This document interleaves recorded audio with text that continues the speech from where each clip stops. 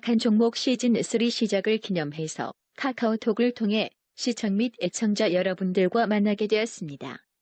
카카오톡 친구 찾기에서 트리플 플러스를 검색해서 등록해 주시면 강연회 등 각종 안내 사항을 알려드립니다. 주식에 대한 각종 문의는 메리츠증권 여의도 금융센터 김성훈 과장에게 하시면 됩니다. 전화번호는 0260986320입니다.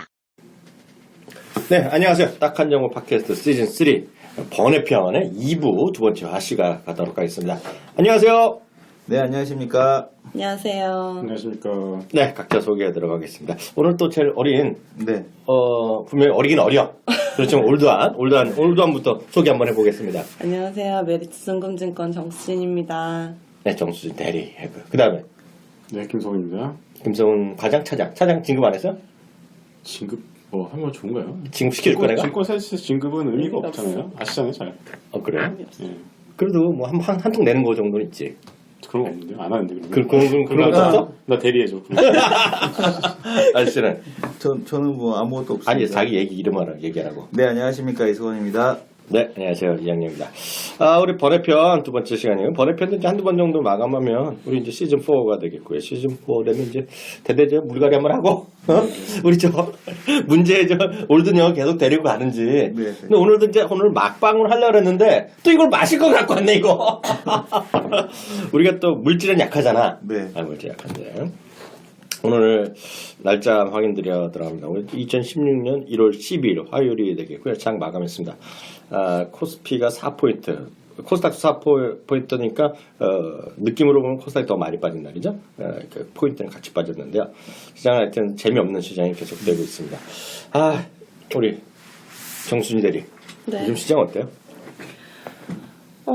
작년 연말보다 더 안 좋아진 것 같아요. 더 좀 심리적으로 체감하기에는 네. 오히려 작년 연말에 더 나았다. 의 느낌이랄까요? 작년 연말이면 엄청 오래된 것 같은데. 12월 저번 달이에요, 저번 달. 불과 2주 전인데. 네. 2, 3주 전인데, 오히려 그때가 더, 네. 매매하기나 심리적으로 훨씬 더 편했던 것 같아요. 오히려 지금이 더 완전, 네. 아까 이성원 대표님도 그랬는데, 그러기 상태인 것 같아요, 오히려 더. 느낌이? 네. 고객분들도 반응도? 반응도 그렇고, 네. 좀 매매하는 데 있어서 매매가 또 저번 주에도 그랬는데 좀 쉽지가 않아요. 네. 그리고 기존에 들어가서 있던 종목들이 좀 막 다친 종목들 있잖아요. 마음에 상처 입은 종목들. 그런 종목들은 또 여전히 저의 마음에 스크래치를 주고 있고요. 스크래치 주고 있어. 스크래치. 팍팍 주고 있어요. 밴드 좀 붙여야 되는데. 스크래치 나서 스크래치. 스크래치 났네. 완전 스크래치 크게 났어요. 그럼 뭐라 그러지? 그 자동차 스크래치 나면 어디 가잖아. 덴트 하러 간다? 덴트 하러. 덴트 하러 가는데. 기스나면 이렇게 메꾸는 거 칠해주고 이런 거 있잖아. 광택 좀 내주고. 야매로 덴트 하러 가는데. 야매로 광택으로. 어디서 덴트 좀 받아야 될 것 같아. 어디 좀 잘하는 데 있어요? 좀 그러니까. 알려줘요. 그 증권 브로커들 상담하는 그 사람들도 덴티스트인가? 덴탈리스트라 그러지? 덴탈리스트. 덴탈리스트인가, 그 사람은? 덴티스트, 덴트하면 덴티스트지 뭐. 많이 힘들어요. 아니면 덴터. 아니, 하나 앞에 들어가지. 덴탈이 아니라 멘탈리스트라지. 멘탈리스트. 멘탈리스트. 멘탈을 좀 다루는 사람을 멘탈리스트란 말을 하긴 하죠. 예. 우리 김성훈 과장 어때요? 엠비리스트. 이게 갑자기 엠비리스트에 왜 나오니? 엠비리스트 하면 속이 더 상하지, 짜증나. 멘탈 붕괴하는 사람. 엠비리스트. 4대강 생각할수록 짜증나, 지금. 예. 되게 어렵죠. 네. 지금 시장이 또 어려운 게 네. 8월만큼 또 어렵다고 생각이 드는 게 방향성을 이제 곧 잡을 것 같긴 한데 네. 업종에 대한 방향성을 좀 힌트를 주는 척 하다가 또 이게 좀 쉬어가니까 네. 그러니까 지금 최근에 그 2차전지랑 네네. 그리고 OLED가 올라왔다가 급하게 또 조정 나오고 있고 근데 그게 아니라 그것뿐만이 아니라 조금 이제 수익이 낮다고 생각하는 종목들이 갑자기 장대 음봉을 맞는 경우가 이번 주에 좀 많이 나오고 있습니다. 그래서 이게 좀 쉽지 않다는 거죠. 그러니까 이게 결국 보면은 수익을 낸 계좌나 사람들이나 또 뭐 아까도 뭐 이렇게 얘기했지만 펀드 매니저들도 지금 수익이나 작살내고 네네. 이런 게 된다는 게 뭐냐면은 바이앤홀드로 하고 싶은데 이게 좀 그렇게 해도 수익이 또 안 나고 네. 그래서 좀 갈아타고 이렇게 해봐도 또 수익이 안 나고 이렇게도 수익이 잘 나고 저렇게도 수익이 안 나고 네. 이런 상황이 지속이 있다 보니까 이게 사람들 미치게 만드는 거죠. 네네. 그래서 조금 힘들고 어렵기는 하지만은 근데 뭐 동특이 제일 어렵다는 얘기 하잖아요. 그래서 아, 동특이 전에. 네, 네. 최근에 동투기 이제 전에 어려운 거야? 제일 거 아니야? 어렵고 그러니까 말 듣다 보니까 약간 좀 이상해. 동투기 전에 어려워. 씨. 까칠하네 사람. 우리 애기 3살, 4살 때 전신 마취하고 사진 찍었잖아. 네. 아빠 손이 어려워 이래갖고 아빠 손이 어려워 하는데 네. 그래갖고 전신 마취하고 CT 찍고 그랬잖아요. 네. 그렇죠. 그래서 아픈 얘기를 참 흥미롭게 말도 안 되는 얘기를 하고 내가 동투기 전이 어려우니까. 동투기 전에 어려우니까. 뭔가 좀 말은 알아듣는 것 같은데 억양이 좀 이상했어요. 그래서 아무튼 그래서 진짜 네. 아예 완전히 그 개별주 있잖아요. 네. 아예 개별주 매매하지 않는 이상은 네. 이게 뭐 포트폴리오를 구성해서 그 포트폴리오를 더 구성해서 뭔가 수익을 다가 차고차고 쌓아나가는 게 정말 어려운 시장이다. 네. 라고 보시면 되겠습니다. 진짜 오늘도 보면은 거래대금 상위에서 잡힌 종목들 보면 다 저거거든요. 저기 도구 구제역 관련주들이 거래가 실리면서 올라오고 있잖아요. 네. 그게 뭐냐면은 시장이 살 게 없으니까 지금은 네. 이제 그렇다고 보시면 될 것 같고요. 네. 근데 이걸 갖다가 이제 중요한 건 우리가 이거를 앞으로의 뭐 시장 전체가 찌그러질 것이냐 아니면 이게 저점을 찍고서 이제 반등해서 다 앞으로 시장 갈 것이냐 이게 더 중요하잖아요. 그렇게 먼저 본다 그러면은 여전히 뭐 시장은 이제 올 하반기 조금 꽃놀이 피해가 나오는 꽃장 네. 이라는 표현이 마음에 와닿지는 않겠지만은 이제 그런 장세를 이제 기다리기 위한 네. 그냥 하나의 어떤 그 뭐라 그러죠? 새벽을 오기 전에 기다리는 그런 자세. 그건 좀 힘든 구간이지 않나라는 네. 생각을 합니다. 이 교수는 어떻게 보고 있어요, 시장? 이 시장을 한마디로 정리하겠습니다. 뭐라 그럴것 같은 느낌 알아. 지우스로 시작하는 거지 그냥. GG. You win. 맞아, 내가 하려는 게 그거야? 굿게임. 즐거웠어 그동안. 즐거웠어 그동안. GG야 CR. GG 쳐서 GG. 어? 응. 그동안 You win이야 이 CR. 응. 네. 사드론 러시 당했어. 네. 중국 애들은 사드론 러시 당했어. 사드론? 그게 뭐야? 아 있어요. 네. 게임 용어예요. 게임 영어? 무슨 게임인데? 스타크래프트. 아, 그래? 네. 특이한 사람이네. 네. 그래서 느낌은 어때요, 시장은요? 한마디로 응. 그지 같죠. 왜요? 그지 똥구덩에서 콩나물 뽑아먹는 시장이죠. 응. 시장이 너무 어려워서 못 해먹겠어요. 이성 교수가 지금 업계에 처음 들어온 게 우리 IMF 때라 그랬죠. IMF IMF 때. IMF 하고 네. 나서 막 네. 저거 아니야? 1998, 1990에서 네, 벤처 그때 막 붐, 네, 그럴 때. 그 전에 들어갔죠. 그 전에. 그러면 270을 봤어요? 안 봤죠? 270은 봤어요. 그래요? 그럼 네. 98년에도 계좌가 주식이 예, 있다는 거야? 있었어요. 98년에? 네. 97년에도 했어? 97년에 세금 했었어요. 기술이 언제예요? 그게 98년, 99년이죠. 2000년이죠. 2000년. 나몇살 때요? 딱 상한가 수급방으로 시작하는 날. 내가 대학교 출근만 하고 입학하면서 상가가 했으니까 대학교 졸업할 때부터 했으니까 그럼 몇 학번이냐? 제가 대학원으로 97학번입니다. 97학번. 그러니까 97학번 때 시작했다는 거예요? 네네. 나 초. 96년 말. 네. 아, 96년 말에? 그래도 어려워 주식이. 96년 말이요? 징그럽게 어려워. 못 해먹겠다. 96년 말? 그럼 제가 왜 물어보냐면, 그때랑 지금이랑 주식이 어려운 걸 해갖고, 0에서 100이라고 보면, 0이랑 마이너스 100으로 되나? 좋은 거 나쁜 거니까. 네. 지금이 어느 정도 돼요? 지수로 보면. 지금은 심리적이라. 그냥 심리적으로는 지금은 그냥 좀 짜증이 나는 거지. 그때는 한강이지 그냥. 그때는 네. 고우투도 한강이고 네. 고우투도 한입어였고 네네. 지금은 솔직한 얘기로 짜증나서 그냥 아예 싹 팔고 다시 할까 이런 생각이 드는 구간이긴 하죠. 네. 그렇다면 지금 완전히 멘탈이 붕괴돼 갖고 네. 공황장애가 오고 이런 수준은 아니지. 네. 그럼 0에, 그러니까 마이너스 100에서 플러스 100이면, 그냥 보합 정도요? 가면 생긴다는 장애. 그러니까 보합 정도요? 보합? 보합? 마이너스 100에서 플러스 100 정도. 마이너스 100에서 플러스 100이면 약간 마이너스 쪽에 좀 마이너스 가까워. 20 이렇게? 네. 그래요. 저는 지금도 한 4, 50 되는 것 같아요. 플러스. 플러스 50. 왜냐면 저는 괜히 말씀드린 게 아니라 저는 최악이었던 경우가 98년보다는 오히려 97년? 네. 그러니까 IMF 전에. 그건 이제 아주 그냥 딱 너무나 선명히 기억하기 때문에 97년이 정말 제가 보기엔 최악이었고요. 98년은 전 촉도 좋았어요. 하여튼 다 좋아 보였어요. 98년부터 좋았는데 지금은 그렇게 나쁘지 않다고 보고 있어요. 다만 근데 지금도 보면 우리 시청자분들이 많이 그런 걸 다루지 않아서 그렇지 실장 보면 우리 김성원 과장이 워낙 전문 영역 있죠. 지금 영업직으로서이 아니라 워낙 본인의 전문 영역. 뭐요?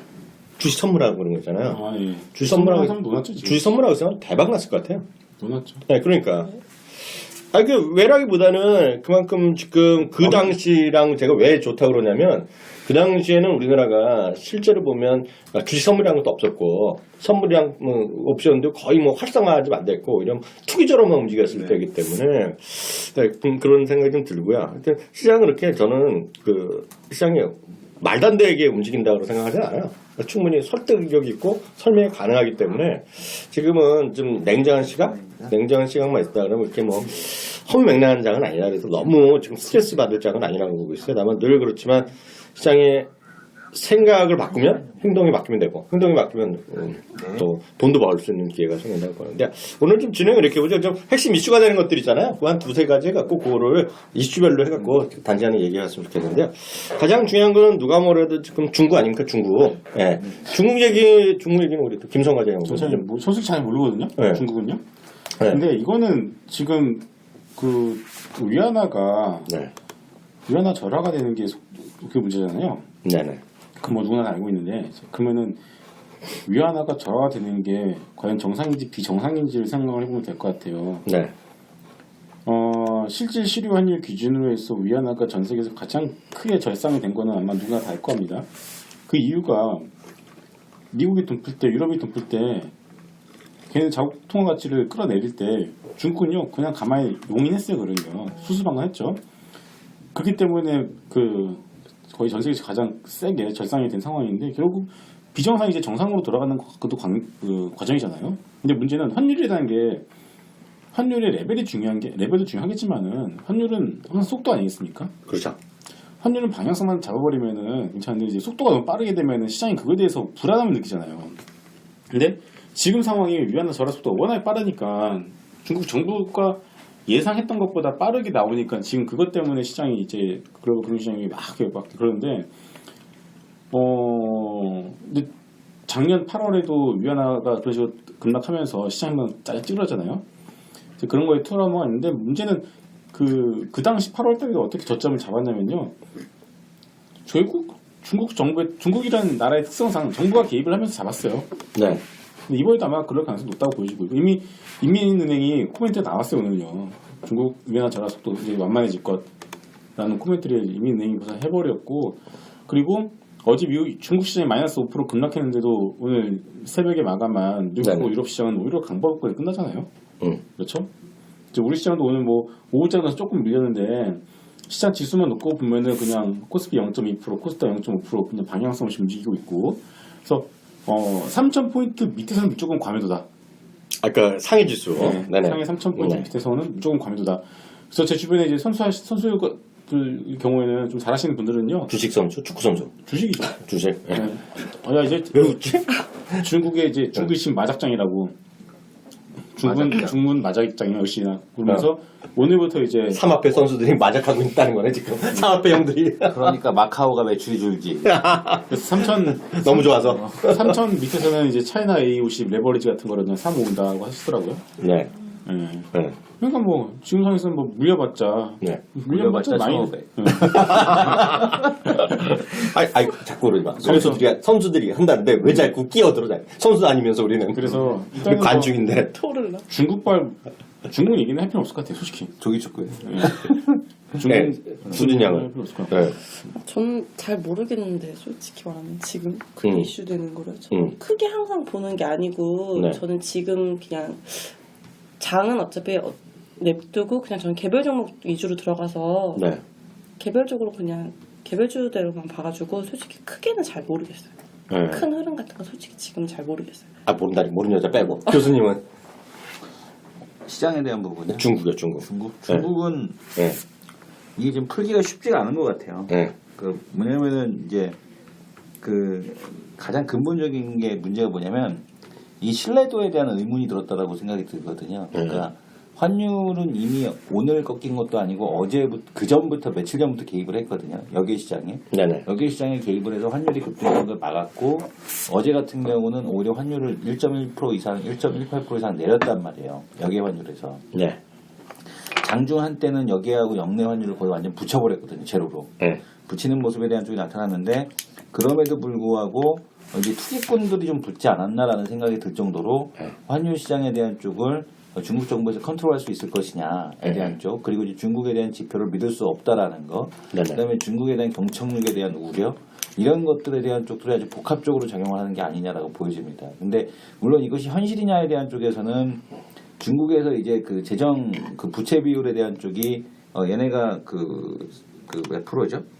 9점 몇 프로밖에 안 되잖아요. 네네. 정부 부채에 대한 쪽이 해외 부채에 대한 쪽이 9점 몇 프로밖에 안 되고요. 그 다음에 지금 외화 자산에 대한 비율은 400%가 넘고 있고요. 네. 그리고 또 지금 보게 되면은 민간 부채에 대한 쪽이 140%인데 민간 부채 140%에 대한 쪽은 이제 이 버블이 내서 터지려면 이게 뭐 그리스가 갖고 거 터질 때면 200% 이상 가고 막 이랬을 때잖아요. 그렇죠, 이게 그렇죠. 터지려면은 뭐냐면은 GDP 성장률 대비해서 금리가 더 높아야 되거든요. 네. 근데 지금 어쨌든 간에 GDP 6% 나온다라고 보고 있고 대출 금리가 중국이 지금 5.6%란 말이에요. 그러면은 지금 버블이 버블이 터진다 마른다를 논할 수 있는 단계는 아니거든요. 그러니까 버블이 터지려면 중국 경제 급격히 급냉하면서 금리가 이제 막 7, 8%, 9%, 10% 막 이런 식으로 올라가게 되면 그때는 문제가 될 텐데 전혀 그렇지 않다는 얘기고 오히려 상하이 휘버 금리 같은 경우는 2.3%로 안정적이고. 15금리가 뭐예요? 그러니까 런던 거래가 그 은행 금리 갖고 리버 금리라고 하잖아요. 그렇죠, 어떤 그렇죠. 리스크가 불거졌을 때 리버 금리가 폭등하잖아요. 금리 올려주는 것 때문에.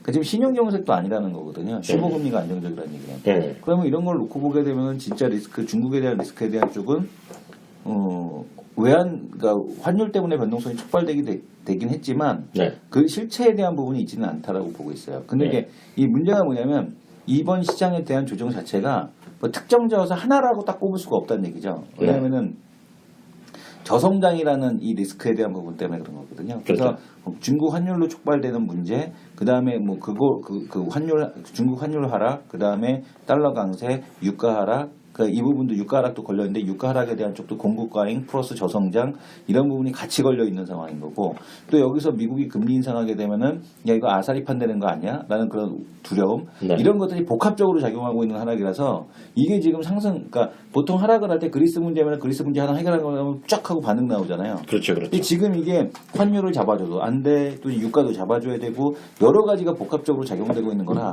마치 그 합병증에 걸린 듯한 시장? 이라고 보고 있는 거죠. 합병증. 그래서 이게 지금 반등에 대한 실마리를 찾기도 좀 쉽지 않은 그런 상황에 대한 쪽이 아닌가 이렇게 보고 있는 거죠. 하여튼 정말 이게 중국 시장 같은 경우는 가뜩이나 개인에 대한 비중이 높다 보니까 80% 넘죠.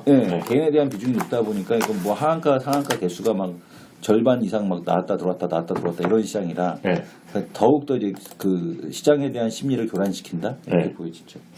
하여튼 좀 어려운 얘기예요 지금요. 특히 중국은 정말 정말 어려운 나라인데요. 하여튼 지금 저는 뭐 중국 잘 참 판단하기 쉽지 않은데 저는 하여튼 외국 걸 워낙 많이 보다 보니까 상당히 지금 시장의 자체에서 좀 부정적으로 보는 사람이 많아요. 특히 중국에 대해서 보는 사람이 많고 그래서 이게 말이 되는지 안 되는지 모르겠지만 지금 미국의 전략가들 사이에 그리고 유럽도 많이 그런 애들 증권사마다 많이 있는데 포인트는 이거죠. 과연 우리나라 응팔이 1988년? 응팔 1988년 뭐 이런 많이 하는데요. 지금 딱 그 미국이나 이런 증권가의 시각은 우리나라는 1998년에 그 시청률이 뭐 최고로 찍냐 안 찍냐. 지난 금요일 날은 모든 방송 중에 1등에 따라돼요. 그 프로가. 그리고 여태까지 그 케이블 기준으로 보면 2000년인가 2010년인가 슈퍼스타 K 시즌 2 때 마지막 때 허각이랑 났을 때 뭐 그때 이후로 처음 그때 다음을 했다는데 모르죠. 이번 주 마지막 기념이에요. 될지 모르겠는데 미국은 그게 아니라 과연 2008년이냐 1998년이냐 얘기가 많거든요. 그러니까 2008년은 아시다시피 리만 사태고요. 1998년은 아시아 금융위기인데 그거가 지금 재현되고 있다 아니다. 과연 어디랑 똑같느냐는 건데 지금은 1998년 글로벌 금융위기, 특히 이머징 마켓 위기에 대한 얘기가 워낙 많아요. 네. 그래서 그것들이 전체적으로 워낙 시장을 억누르다 보니 지금 웬만해서 그건 돌리기가 쉽지 않다. 라는 생각 갖고 저는 이제 그런 생각 갖고 있고요. 환율 같은 경우에도 정말 이거 환율을 아무도 모르죠. 이게 주식보다 더 어려운 게 환율의 방향성인데 하여튼 지난 12월 11일이었죠. 12월 11일 중국 정부에서 기억하시는 분 계시겠지만 달러랑 연동돼 있던 환율 체계를 그냥 인덱스 바스켓을 구성해 버렸어요. 그래서 그거에 연동시키겠다 그랬는데 그걸 이해하면은 3% 정도 지금 위안화가 평가절 상대에 있기 때문에 더 내리겠다는 의미거든요. 그래서 그것이 지금 진행되고 있다는 얘기인데 그것까지만 되더라도 다행이죠. 근데 지금 보면 많은 사람들은 처음에는 말도 안 된다고 그래 애들이 지금 7위안대는 뭐 기본빵으로 얘기를 많이 하고 있고 일부에서는 7.5위안 그런 얘기를 뭐 골드만삭스, 다이와 뭐 이런 얘기들 많이 하고 있고요. 그래서 그게 만약 진행된다 그러면 시장은 케오스가 계속될 수밖에 없죠. 특히 만약 그렇게 되면 우리나라는 또 위안화랑 연동시키는 분위기거든요. 그리고 우리나라는 위안화랑 똑같이 가요. 왜냐 그렇게 안 하면 또 안 되기 때문에 이게 그러면 우리나라만 그러겠냐 그죠? 대만도 그러고요. 다 쫓아갈 수밖에 없기 때문에 그게 좀 위기 국면이기 때문에 하여튼 지금 시장의 반등의 트리거는 위안화 어찌되었건 위안화의 안정이다. 어디서 멈출지 모르겠지만 그래서 위안화 안정인데 그게 저는 이성 교수 얘기했던 위안화 지금 중국 정부에서 뭐 속도 조절한다는데 그거에 대해서 약간 반대 의견을 갖고 반대 의견보다는 신뢰성이 없다고 보기는 게 지금 위안화에 대해서는 지금 중국 정부는 오히려 인민은행 엄청 뭐라 그런다는 거예요. 너무 찔끔찔끔 해왔기 때문에 문제가 있다. 그래서 바로 10에서 12% 바로 절하시키라는 얘기가 많이 있어요. 네. 그게 딴 언론도 아니고 우리나라 조중동도 아니고 네. 로이터에서 그게 정보 소스로 얘기하면서 그게 엄청 트리거로 작용했기 때문에 제가 보기에 그럴 가능성이 있다고 봐야죠. 그래서 제가 보기에 이거는 우리는 인정하고 말도 안 된다고 그러지만 중국 일부 언론에서는 1997년 대한민국 얘기를 많이 합니다 지금. 우리나라 그때가 찌끔찌끔 방어하다가 그냥 IMF 체제로 확 올려버렸잖아요. 그러니까 가능성은 없어요 중국은. 왜냐하면 중국은 아시다시피 중국 정부가 워낙 달러가 많잖아요. 3조 달러 냈기 때문에 이게 말은 안 되는데 그런 얘기를 많이 해요. 찌끔찌끔하다가 지금 돈만 날리고 투자자만 떠났기 때문에 그래서 그걸 때를 베팅하는 애들이 워낙 많은 거예요 지금요. 그래서 그 당시에 아주 아기 때였죠. 아기 때라 그랬죠. 네, 그 초등학생. 김정은이 몇 살 때였을 때? 언제요? 그때 97년. 아이브 들어갈 직전에. 그때는 저기 대학교 1학년 때 그런 그래요? 아닌가? 근데 아니다 93이고요. 그러니까 그저 아닐 거예요. 아닐 것 같아. 그러니까. 왜냐하면 그때 보면 우리나라도 맨날 하던 얘기가 지금 투기 세력이 들어와서 장난한다 그랬어요. 그래서 맨날 막으려고 그랬거든요. 그러다가 나중에 손 들어갖고 이제 한꺼번에 1250, 그 당시에 보면 900원, 1100원, 1200, 1600원, 2000원 간 거거든요. 그래서 제가 보기에 그런 걸 다들 기억하고 있는 거예요, 지금요. 다들 1998 얘기하는 거 그런 걸 보는 거예요, 지금 사람들이. 그러니까 투기꾼이라고 표현이 되건 어찌됐건 간에. 예를 들어서 걔네가 중국 정부에서 그게 투기꾼인지 모르지만 돈 벌겠다는 애들은 오면 투자자거든. 그잖아요. 투자자들이 그렇게 볼 뿐이죠. 틀리면 걔네가 손해보는 거잖아요. 그래서 그런 위기감이 있다 지금. 그래서 그게 해결되기 전까지는 지금 적극적인 매매는 안 하는 게 낫죠. 그리고 그러다 보니 밴드가 좁잖아요. 그러니까 거래량이 적을 수밖에 없죠. 안 하는 애들이 많으니. 그러니까 조그만 주식들이 상한가다 한가 가는 거고. 그러니까 급등했다 급락하는 거고. 그래갖고 컴플레인 하면 그 사람이 바보지. 그렇잖아요. 컴플레인 할 게 없어. 거래가 안 되고 이러니 눈에 띄는 거 아까 저 처음 들었어요. 구제역 올랐어요, 오늘이야? 네, 구제역 뭐 어디 사고 났어 우리나라? 뭐 구제는 나왔대요 이제. 주위에서 경보가 떠가지고. 그러니까 그게 주로 메인스트림 될 수 없는데 지금 그런 거 자체 움직이는 장이 지금 그만큼 시장이 얇은 거죠. 얇으니까 뭐 그렇게 흥분할 것도 없고 지나고 나면 얘기들 하잖아요. 한 달 동안 올라간 게 하루 만에 빠지듯이 한 달 동안 빠진 게 하루에 또 올라갈 수 있는. 그렇죠. 언제라도. 네. 언제 그랬냐는 듯이 또. 그러니까. 언제 그런다 다시 웃고 있을 수도 있어요. 우리. 그러니까 그래서 너무 크게 걱정할 수 없어 보이고요. 그래서 진짜 큰 걱정할 거 없다. 그래서 애들이랑 걱정하죠. 진짜로요. 그래서 크게 걱정할 건 없다. 그러고 있고요. 그렇죠. 혹시 관심 있는 테마 있어요? 혹시 관심 있는 것들 김성환. 그래도 이것만은 좀 볼만한 테마가 있다. 콘텐츠 봐야 봐요. 콘텐츠? 네. 대박이지. 네, 얘기 좀 해봐요. 저는 좀 여전히 오늘도 환경에서 얘기했지만 올해 중국 오늘 이런 뉴스를 봤어요. 신사동 의뢰인이가 100억 받고 왔잖아요. 중국 갔어? 네. 네. 갔어요? 대구 EXID만 EXID 오늘 판매하는 거? 폈잖아요. EXID를 같이 하잖아요. 그래서 누구? 아, EXID하고 응. 여자 가수 있거든요. 응. 그런 식으로 갔어요 이제. 응. 그걸 보면서 역시나 그걸 보면서 뭐 엔터주가 뭐 봐야 된다 그런 게 있는 게 아니라 응. 왜 응. 중국 애들이 그 작곡가를 갖다 데려가는 이거죠. 응. 그 작곡가를 데려가서 한류 콘텐츠를 갖다가 가져와서 뿌린다는 게 아니에요. 자기들이 만든다는 거예요. 그렇죠. 그러니까 스타 PD들 다 데리고 가잖아요. 응. 지금 그래서 이제 그 올 한해 중국 소비에서 특히나 좀 핵심적인 부분들 컨텐츠로 보는데 컨텐츠도 과거에 싸이가 가서 공연에서 몰고 그런 게 아니라 이제는 중국에서 컨텐츠를 제작하고 유통하는 그런 어떤 회사들이 굉장히 좀 주목을 받을 가능성이 높다고 보여지고 있고 그러면 컨텐츠를 제작 유통한다면 그 딱상하는 건 두 가지 영화랑 그리고 드라마 얘는 뭐 얘는 있죠. 그럼 뭐 진짜 제작사들이고 네네. 영화 같은 경우 영화 유통은 CGV잖아요. 네. 영화 유통 CGV, 필두로에서 CJ ENM 그리고 J 콘텐츠 이 정도까지 보고 그다음에 펜앤터 같은 것 이제 드라마 네. 레퍼런스를 가지고 있는 회사들. 네.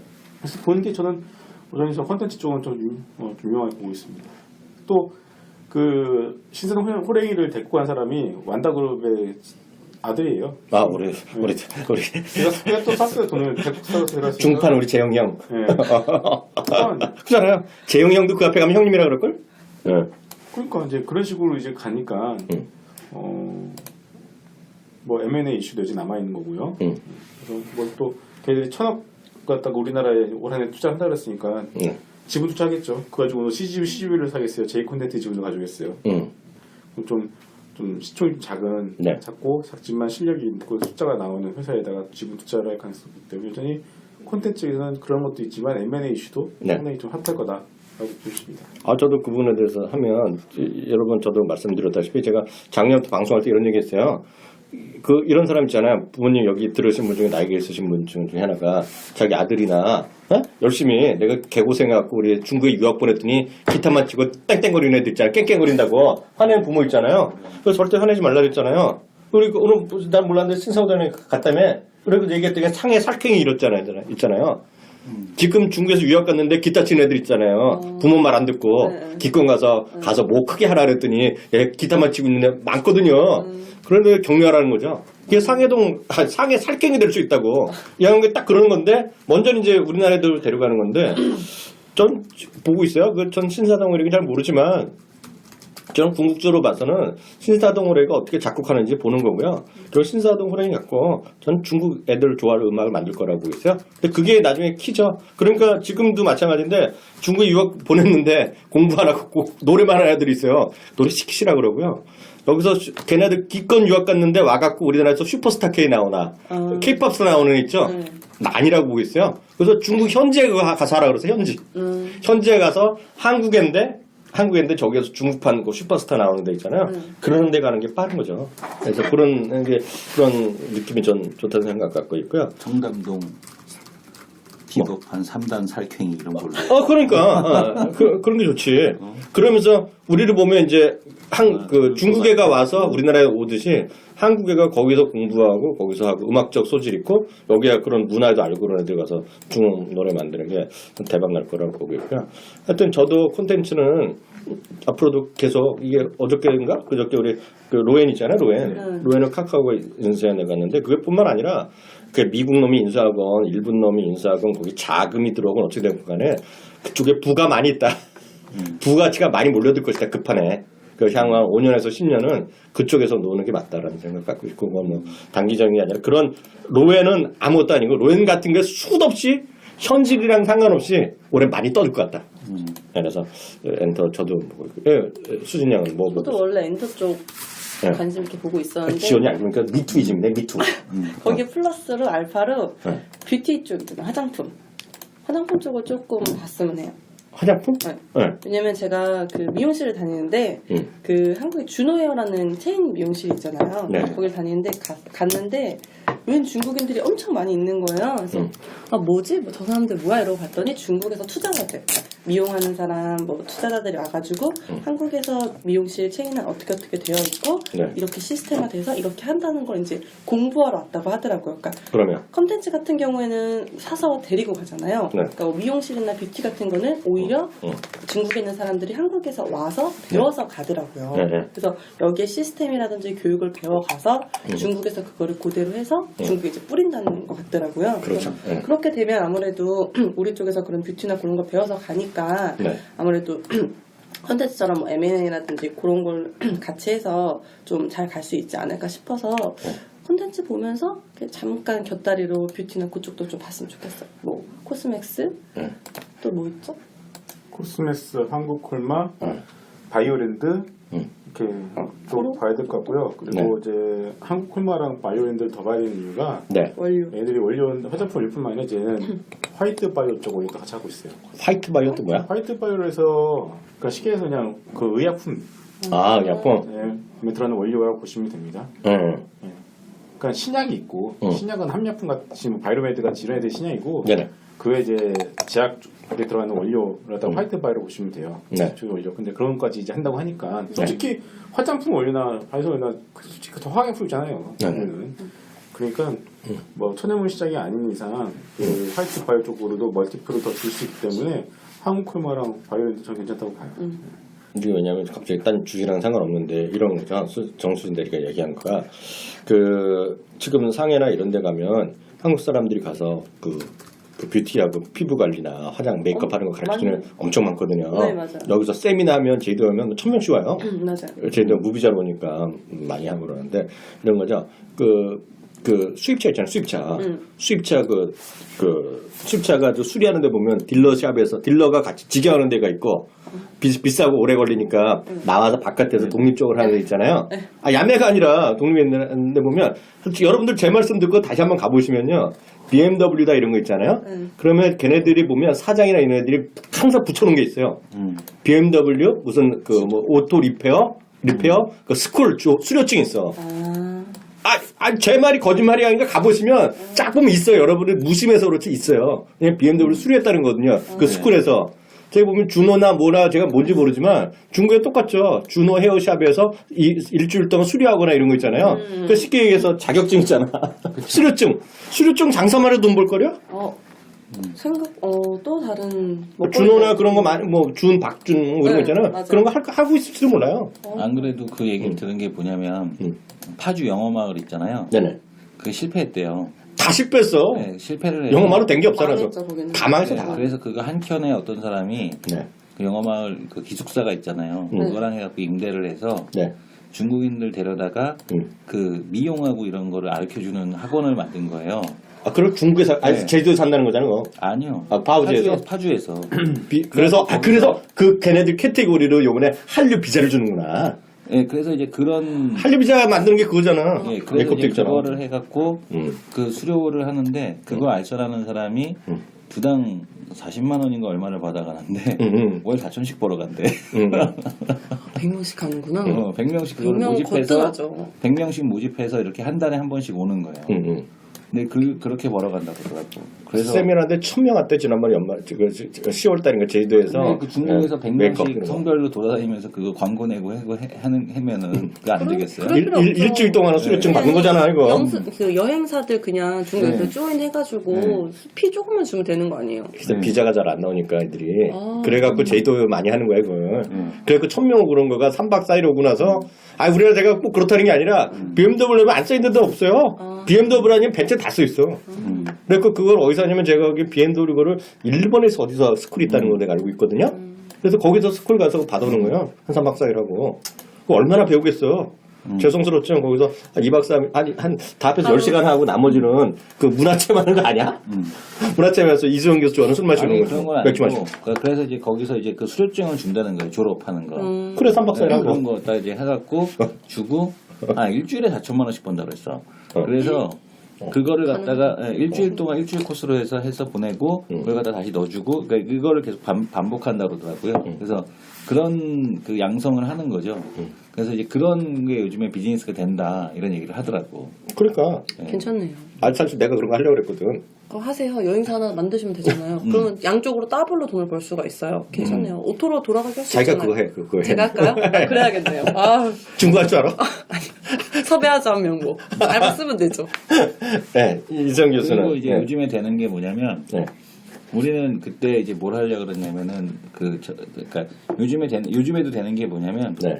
그 에어비앤비 있잖아요. 네네. 그거 활용해갖고 그냥 사업자 등록하고 네. 보증금 넣고 강남역 근처나 네.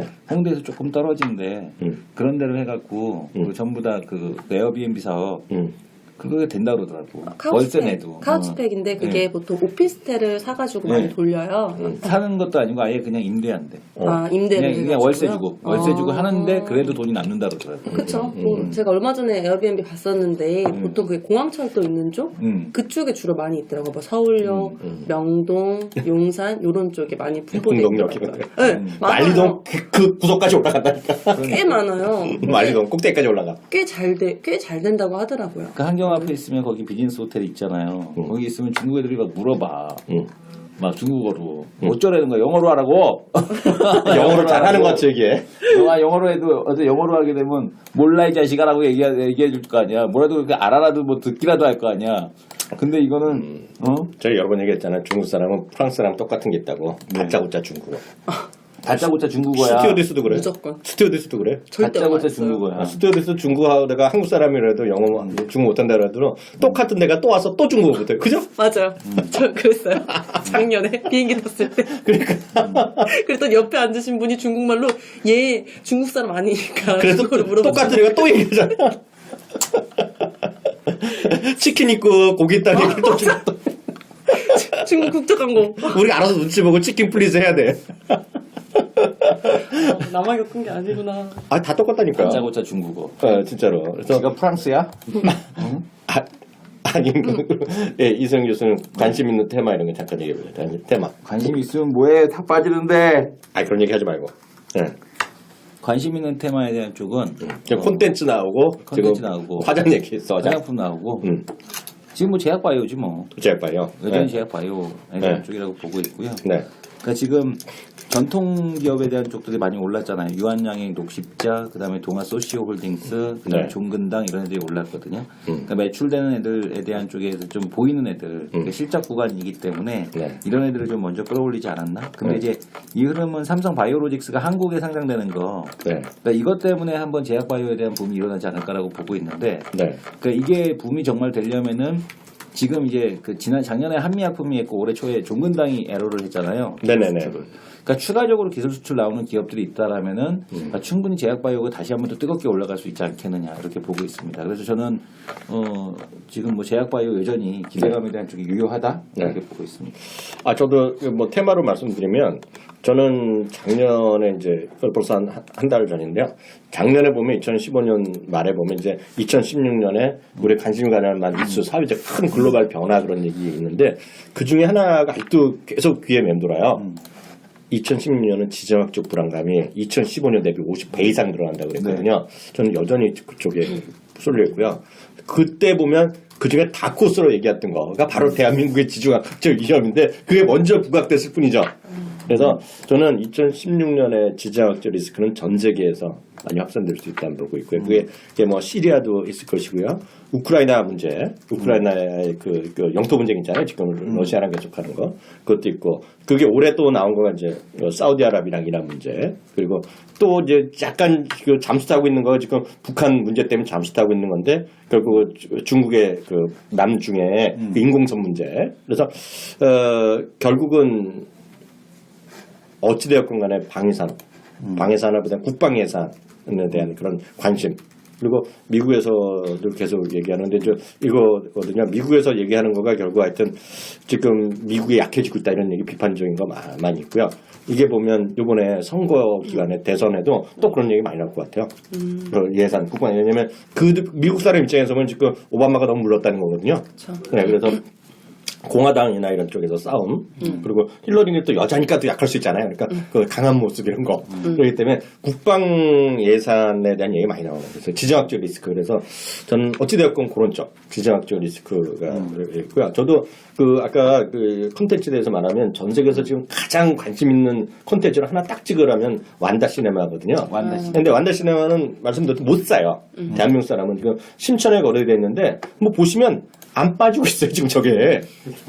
엄청 빠져야 된다 보잖아요. 안 빠지고 있어요. 이게 작년 4월인가 상장됐죠 저게. 그래서 한 급등한 다음에 조금 떨어졌죠. 고점을 떨어졌는데 지금 안 빠지고 있어요. 그래서 하여튼 완다 시네마는 어찌됐건 간에 지금 전 세계 탑이다. 예. 그리고 2020년, 2019년인가에 보면 박스오피스 기준으로 보더라도 전체 규모로 보더라도 미국이 이기거든요. 그래서 지금 완다 시네마가 뭐 레전더리 그런 거 인수하고 그리고 알리바바 형은 파라마운트랑 그 사업계 같이 뭐 파트너십하고 이런 거거든요. 그래서 지금 보면 이런 거죠. 저는 엄청 많이 보잖아요. 여러분들 인정하다시피 영화 미드 엄청 보잖아요. 그 왜 이런 게 있어요. 한 4, 5년 전에 그러니까 2009년, 2008년, 9년 그때 보면 웬만한 드라마 보면 다 한국에 나왔어요. 다 한국에 나왔어요. 그래서 그 당시 보면 기아 자동차도 많이 나오고요. 제네시스 처음 나올 때 엄청 나오고요. 당연히 이제 핸드폰 하면 삼성 거 깔았거든요. 근데 지금 잘 보시면은요. 은근슬쩍 중국 제품이 나오기 시작합니다. 지금요. 그리고 예를 들면 컴퓨터 있죠. 노트북 하면 예전에 다 애플 아니면 델이었어요. 델이었거든요. 지금 보면 있죠. 레노버 엄청납니다. 잘 보시면 레노버가 많이 나와요. 그리고 자동차는 요새 다시 제네시스가 쏘고 있어요. 제네시스 은근히 많이 나와요. 네? 그리고 요즘 우리나라도 많이 애들 전문에 타는 거 있죠. 그 레인지로버 그런 거 있죠. 레인지로버요? 그러니까 찝차 같은 거 있잖아. 랜드로버라 그래. 랜드로버인가 뭐 있잖아요. 찝차형 있잖아요. SUV 애들 지금 큰 요즘에 맞으면 많이 타요. 그거 그래서 8천만 원 정도 한다는 거. 그게 엄청 나오고 그래서 그런 것들. 그게 전체적인 분위기죠. 그리고 또 하나 역시 미국에서 돈 많다 하는 애들의 집안의 상류층은 뭐 거의 100% 테슬라 나오고.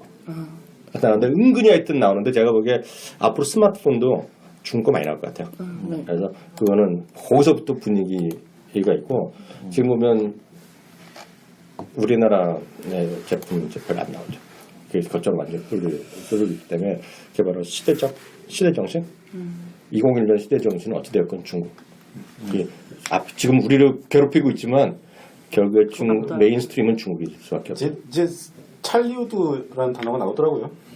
왜냐면 거기서 맨 돈을 거기서 막 대고 있고 그러니까. 그리고 그 중국 영화 시장 전체 매출에서 50%가 자국 영화예요.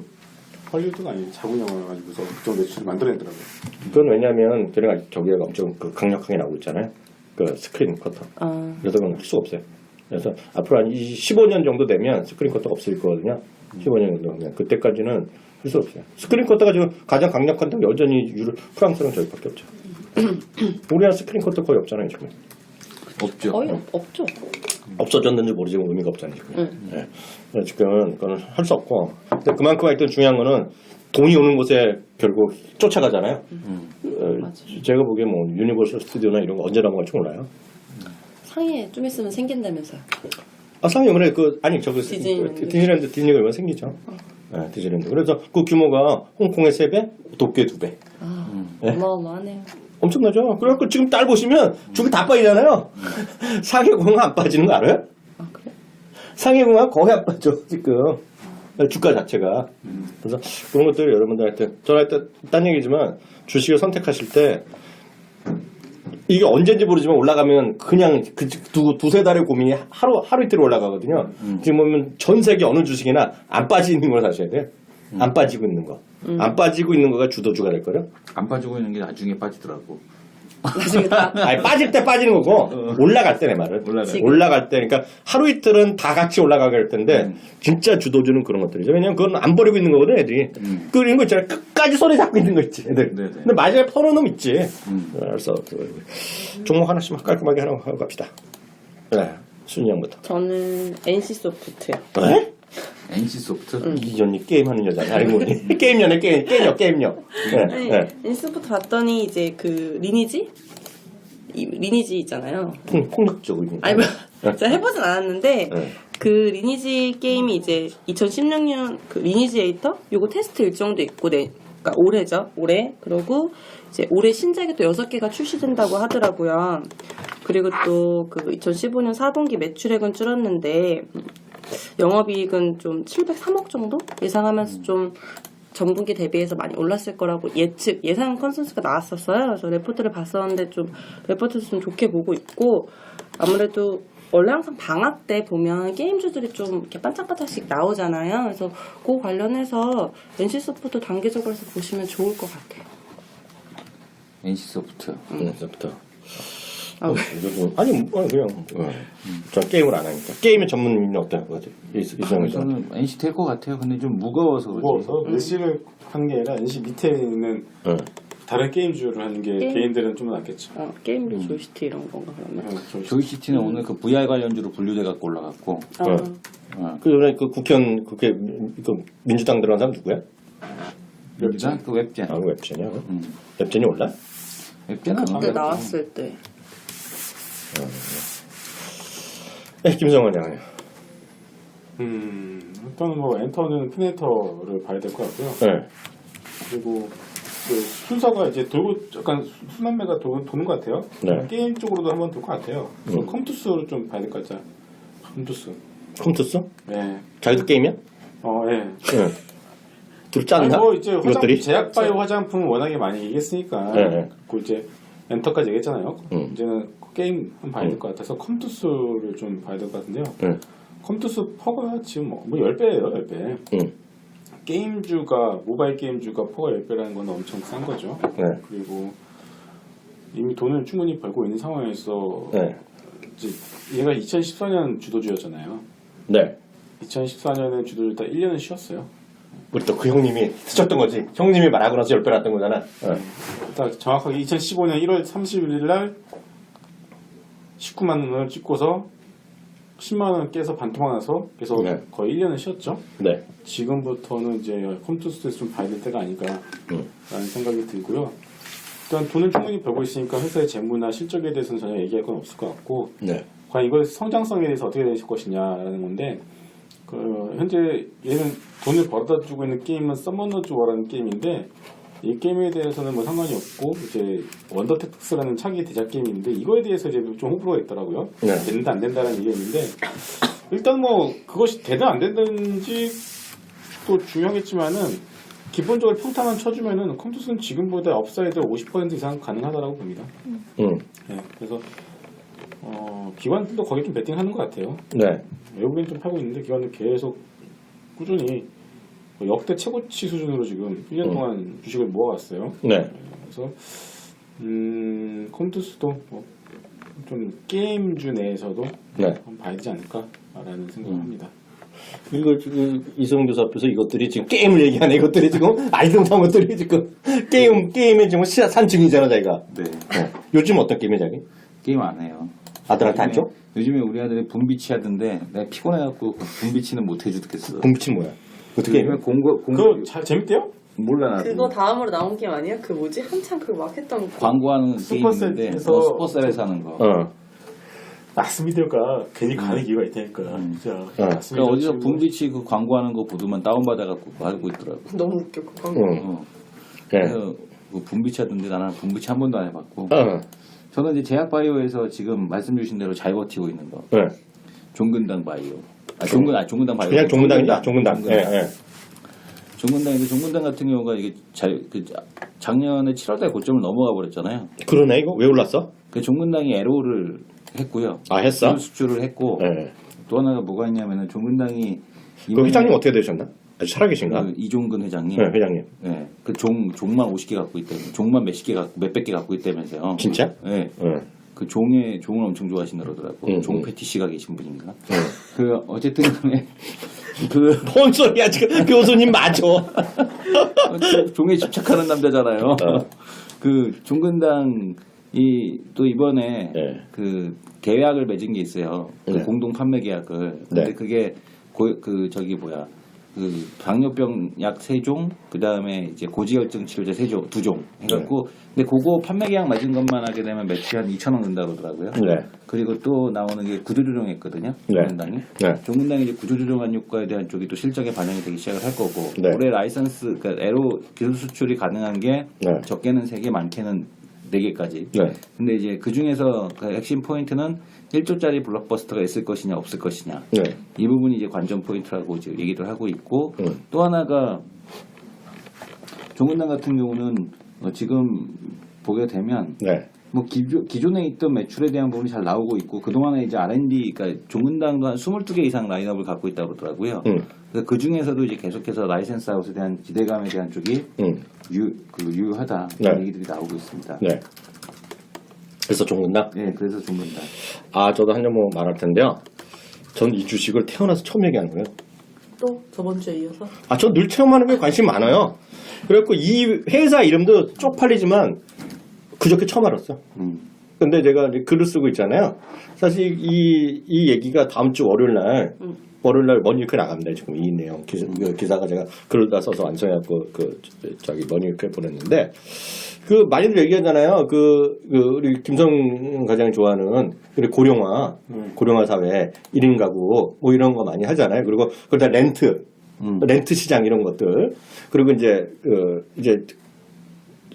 모든 상품을 같이 하는 게 아니라 특정 상품만 딱 모아서 이게 상품을 이런 거 그런 거 이제 어떤 특정 상품만 해갖고 하는 것들을 그런 것들이 많이 요즘 유행하는데 일본에서도 유행했고 그리고 지금 건강에 대한 관심 이런 것도 많이 있잖아요. 사회적 관심. 네, 그래서 제가 오늘 말하려는 거는 그래서 제가 이제 워낙 글 주제는 건강 관련된 시장이 더욱더 커지고 있다. 그런 얘기 하면서 저는 이제 얘기한 거가 그때 방송에도 여러 번 얘기하는데 그 어르신들 이번에 구정 때 설날 때 선물 사드릴 거 있으면 농담이 아니라 스케쳐스의 신발 있죠, 운동화. 스케쳐스의 그 메모리 폼 신발이 있어요. 근데 제가 보기에 그거가 가성비가 최고거든요. 근데 스케쳐스라는 것 자체는 비싸지가 않아요. 특별히 비싼 운동화 아닌데 스케쳐스 자체가 주가가 10배 올랐어요. 미국에서. 이게 2013년부터 15년 상반기까지 10배 올랐다가 지금 한 30% 정도 떨어졌어요. 뭐 고평가 논란에서 떨어졌는데 워낙 많이 올라서 그래요. 근데 실적은 계속 좋아지고 있는데 그게 알게 모르게 미국에서는 1위는 뭐 당연히 나이키입니다. 지금 운동화 시장이요. 2위가 아디다스였거든요. IS를 누르고 스케쳐스 2등이 됐어요. 근데 그게 메모리 폼이라든가 컴포트 많이 하시잖아요. 어르신들. 근데 컴포트가 보면 이게 딱 어른 냄새가 나잖아요. 우리 처음에 보면 어머님 그런 거 신으시죠? 몰라요. 어머님 신으실 거예요. 연세 있으면 보면 다들 신어. 웬만한 분들은 다 한두 벌씩 갖고 있는데 단점은 젊은 사람 보면 신으려면 안 신어요. 노티가 나거든요. 근데 스케쳐스가 유명해진 거가 젊은 여성들 그리고 젊은 남자들도 실을 신발에다가 메모리 폼 이런 거 많이 넣었어요. 그래서 히트 친 거예요 그게. 그래서 저도 하나 사보니까 기가 막히더라고요. 했는데 그래서 그런 시장이 많이 커지고 있어요. 컴포트나 건강 관련된 거. 근데 건강하면 이제 베개 있죠. 베개도 마찬가지예요. 홈쇼핑에서 얘기하고 요즘 보면 뭐든지 렌트하죠. 이조수가 렌트하고 렌트가 심지어는 맥센타이어도 렌트하잖아요. 타이어까지 렌트하는 건 좀 오버한 것 같아요. 그게 제가 알아봤더니 저는 좀 얘기만 들었잖아요. 스노 타이어? 그게 아니더라고요. 아니야? 왜냐면 타이어 이번에 바꾸려면 70만 원 들죠. 네네. 엄청 비싸잖아요. 타이어. 네. 운전면허 있죠. 네 있어요. 차도 있어요? 차는 없죠. 네, 그러면 비싸거든요. 그러니까 얘네가 그런 거야. 똑같은 거 우리나라 똑같은 거야. 러닝머신 같은 거지. 그런 렌트의 개념인데 쓱 쓰는 건데 36개월에 월 10,000원대 이런 거예요. 그리고 대신에 그걸 하면 뭐 3개월마다 위치 바꿔주는 서비스 있잖아요. 그런 거 해주고 뭐 빵꾸 나면 고쳐주고 그런 개념이에요 지금 렌트란 개념이 하다가 뭐 바꾼 그런 개념이 아니라 전 처음에 그렇게 생각했는데 그래서 렌트 시장이 꺼지는 걸 다들 인정하잖아요. 근데 제가 봤을 때 그런 모든 거를 신발 제약 모든 걸 하는 그 업체가 하나 있어 업체. 그게 서울에 보면 합정동에 메사나폴리스도 있고요. 분당에 보면 애플 플라자인가 가고 있고요. 일산에도 가도 탄현 플라자 그런 데 플라자 있거든. 거길 리얼 컴포트라는 업체가 있어요. 리얼 컴포트라는 업체가 있어요. 그게 오프라인이야. 근데 그게 보면 딱 뭘 하냐면 바디 프렌드 있죠. 네. 바디 프렌드 알아요? 알아요. 그거 안마의자 같은 안마의자를 렌트하고 이런 거잖아요. 그리고 목베개 베개 메모리 폼 베개 있고 의자 있지 의자 건강 의자 이런 것들 그리고 소파도 딱 건강에만 있는 거. 그거 하는 회사가 바로 예전에 듀오백이에요. 그게 듀오백인데 이름이 바뀌었잖아요. DBK로. DBK라는 회사가 있어요. 근데 이게 워낙 듣보잡이고 실적이 수년째 적자입니다, 지금 이게요. 시가점 자본금 65밖에 안 돼. 내가 태어나서 입으로 이런 걸 말하려니 깜짝 놀랐어. 시가총액 불과 260억. BBK? DBK. 이름도 어려워. DBK? 사람들 보면 듀오백, 어, BBK. 사람들이 때문에 TBK인 줄 알아. T자 같지 않아. 근데 영어로 DBK. DBK야, DBK. 듀오백인지 뭔지 모르겠는데, DBK인데, 시가총액 284억 오늘, 액면가 500원, 자금금 60억이고, 키움증권 기준 100%짜리 얘기예요. 네. 근데 100%일 수밖에 없어.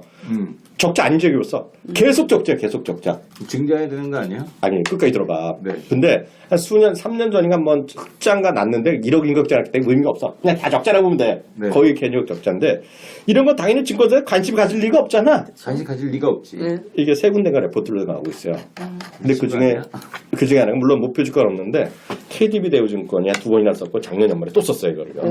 네, 그래서 이게 딱 보면 근데 이게 적자인데요. 작년에 주가 한번 갑자기 급등한 적이 있어요. 네. 흑자 전환할 가능성이 있다고 얘기했는데 흑자 전환이 안 됐죠. 안 됐을 겁니다 이게. 근데 이게 보면 연말에 또 나왔는데 리얼 컴포트의 방향성은 여전히 유효하다. 얘기하고 있고요. 2016년 흑자 전환 얘기하고 있어요. 지금 얘기해요. 근데 이게 워낙 출점을 해서 한 작년에 20개까지 하려고 그랬는데 이게 점포도 확보하고 그래야 되잖아요. 그래서 생각만큼 다 못했어요. 그래갖고 이게 좀 늦어지고 있는데 하여튼 기능성분야 전문 기업에서 B2C 인간공의 유통 브랜드를 변화하는 거거든요. 그래서 이런 게 지금 보면 장사 안 돼서 그렇죠. 이게 조금만 흑자 나면 득달같이 달려붙을 테마가 되는 주식이에요. 그래서 이거는 지금은 전혀 손도 없고 주가 재미없죠. 아무 재미없는데 저라면 이거는 정말 로또 심정으로 조금 묻어만 두고 왜냐면 묻어둬야지 사람들이 관심 갖거든. 이 흑자 전환 얘기를 하면 이게 보면 레포트를 세 군데나 쓰고 있거든 지금 이거요.